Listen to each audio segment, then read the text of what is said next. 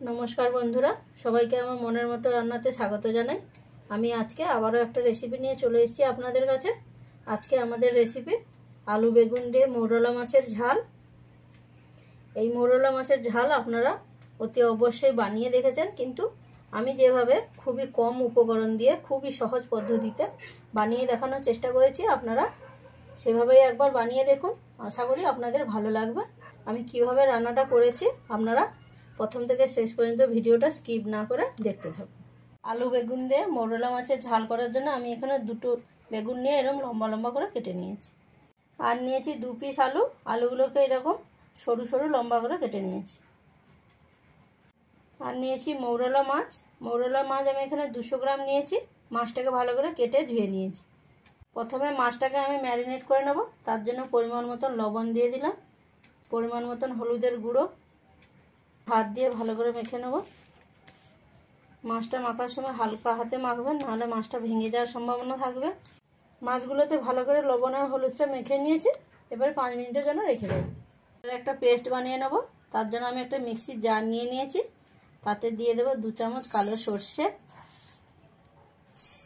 4-5 piece কাঁচা লঙ্কা, 4-5 টুকরো আদা, পরিমাণ মতন জল দিয়ে দেব।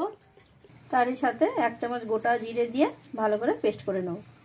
মাছগুলো এবারে ভেজে নেব। তার জন্য একটা কড়াই নিয়ে গরম করে নিয়েছি। তাতে দিয়ে দিলাম সর্ষের তেল। তেলটা দিয়ে তেলটাকেও খুব ভালো করে গরম করে নিতে হবে। এখানে মনে রাখবেন তেলটা খুব ভালোভাবে গরম করে নিতে হবে। এরকম ধোঁয়া উঠবে তখনই মাছগুলোকে দিয়ে নিতে হবে। একসাথে এখানে সব মাছ দিয়ে দেবো না, ব্যাচ ওয়াইজ মাছগুলোকে ভেজে নিতে হবে।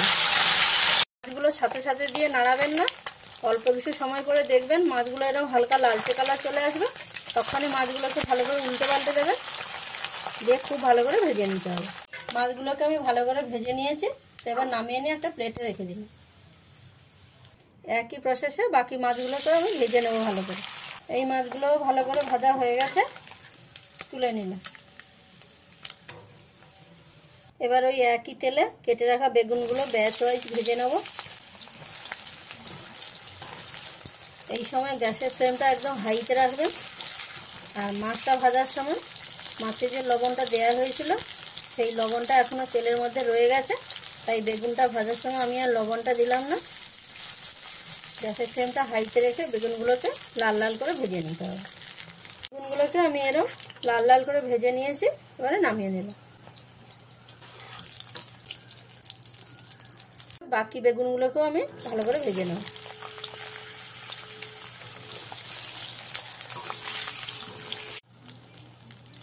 এই বেগুনগুলো আমার ভালো করে ভাজা হয়ে গেছে, নামিয়ে নিলাম। এবার ওই একই তেলে দিয়ে দিচ্ছি 1 চামচ কালো জিরে। কালো জিরে থেকে একটা মিষ্টি গন্ধ ছেড়ে দিলেই এর মধ্যে কেটে রাখা আলুগুলো দিয়ে দিলাম। আলুগুলো দিয়ে ভালো করে ভেজে নিতে হবে। আলুটা এইরকম হালকা হালকা ভাজা ভাজা হয়ে গেলে এর মধ্যে দিয়ে দিতে হবে পাতলা করে কেটে রাখা পেঁয়াজ কুচি। তো আমি এখানে 2টো মিডিয়াম সাইজ পেঁয়াজ নিয়ে কুচি করে নিয়েছি। পেঁয়াজটা দিয়ে এবারে গ্যাসের ফ্লেমটা হাইতে রেখে ভালো করে ভেজে নিতে হবে। আপনারা এই সময় গ্যাসের ফ্লেমটা অতি অবশ্যই হাইতে রাখবেন, তাহলে দেখবেন আলুটাও ভাজা হয়ে যাবে আর পেঁয়াজটাও সুন্দর লালচে কালার চলে আসবে। তাহলে দেখতেই পাচ্ছেন পেঁয়াজটা কত সুন্দরভাবে লালচে কালার চলে এসছে। আলুটাও এখানে 60% ভাজা হয়ে গেছে। এই পর্যায়ে এর মধ্যে দিয়ে দিতে হবে পরিমাণ মতন হলুদের গুঁড়ো, 1 চামচ কাশ্মীরি গুঁড়ো লঙ্কা দিয়ে খুব ভালো করে মিশিয়ে নিতে হবে। ভালো করে মেশানো হয়ে গেলেই এর মধ্যে দিয়ে দিতে হবে আগে থেকে পেস্ট করে রাখা সর্ষে, দিয়ে খুব ভালো করে মিশিয়ে নিয়ে ভেজে নিতে হবে।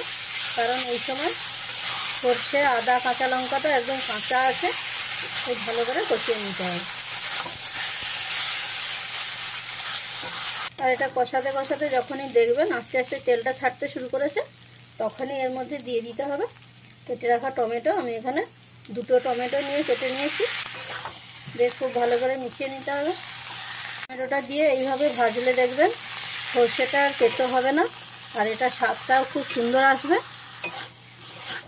এই পর্যায়ে এর মধ্যে দিয়ে দিতে হবে পরিমাণ মতন লবণ। এই স্টেজে লবণটা দিলে দেখবেন আলুটার মধ্যে খুব সুন্দর লবণটাও ঢুকে যাবে আর টমেটোটাও গলে যাবে। যখনই দেখবেন টমেটোটা এরকম হালকা হালকা গলে গেছে এবং সর্ষের কাঁচা গন্ধ চলে গেছে, সেই পর্যায়ে দিয়ে দিতে হবে পরিমাণ মতন জল। এখানে জলটা খুব বেশি দেওয়া যাবে না, যেহেতু মাখো মাখো হবে, তাই অল্প পরিমাণ জল দিতে হবে।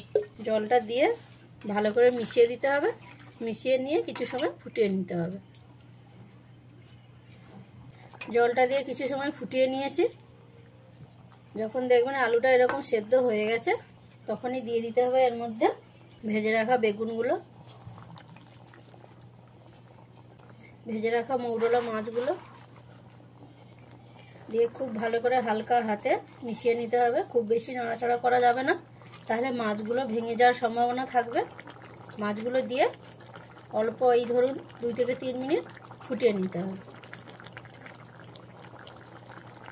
আশা করি এই সিম্পল প্রসেসের রান্নাটা আপনাদের খুব ভালোই লাগবে। আর ভালো লাগলে চ্যানেলটাকে লাইক, কমেন্ট, শেয়ার এবং সাবস্ক্রাইব করবেন। সব শেষে এখানে দিয়ে দিতে হবে ধনেপাতা কুচি। পাতা কুচিটা দিয়ে ভালো করে মিশিয়ে নিতে হবে।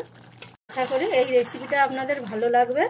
আর ভালো লাগলে প্রতিবারের মতো আমাকে কমেন্টে জানাতে ভুলবেন না। আর আপনারা এতক্ষণ দেখছিলেন মনের মতো রান্না। তো বন্ধুরা, আপনাদের সাথে দেখা হবে পরের এক নতুন রেসিপি নিয়ে। আপনারা ভালো থাকুন, সুস্থ থাকুন। তো রান্নাটা আমার কমপ্লিট হয়ে গেছে, আমি এবারে নামিয়ে নিলাম। রান্নাটা আমার হয়ে গেছে, আমি এইভাবে নামিয়ে নিয়েছি।